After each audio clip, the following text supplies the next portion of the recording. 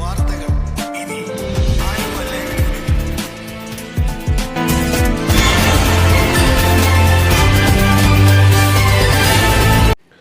പരിശോധനകൾ നടക്കുമ്പോഴും പെരിയാർ മലിനമാക്കിക്കൊണ്ടേയിരിക്കുന്നു. പെരിയാറിലേക്ക് സ്വകാര്യ സ്ഥാപനങ്ങളും പൊതുമേഖലാ സ്ഥാപനങ്ങളും കുഴലുകളിലൂടെ മലിനജലം ഇപ്പോഴും ഒഴുക്കിക്കൊണ്ടിരിക്കുകയാണ്. ഹൈക്കോടതി നിയോഗിച്ച പരിശോധനാ സമിതി കഴിഞ്ഞയാഴ്ച പെരിയാറിലും പ്രദേശങ്ങളിലുമൊക്കെ സന്ദർശിച്ചിരുന്നു. ഈ സമയത്തും പുഴയിലേക്ക് മാലിന്യം ഒഴുക്കലിന് കുറവൊന്നുമുണ്ടായിരുന്നില്ല.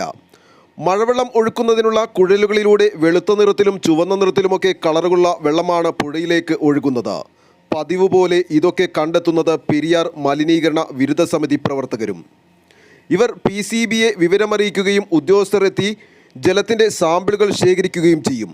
ഇത് തുടർക്കഥയായിട്ടും ശക്തമായ നടപടികൾ ഇത്തരക്കാർക്കെതിരെ സ്വീകരിക്കാൻ അധികൃതർക്ക് കഴിയുന്നില്ലെന്ന് പരിസ്ഥിതി പ്രവർത്തകർ ആരോപിക്കുന്നു. പകൽ മാന്യന്മാർ ചമയുന്ന പല കമ്പനികളും രാത്രിയിലും മറ്റും പെരിയാറിലേക്ക് യഥേഷ്ടം മാലിന്യം ഒഴുക്കിവിടുന്നുണ്ടെന്നും ഇവർ പറഞ്ഞു.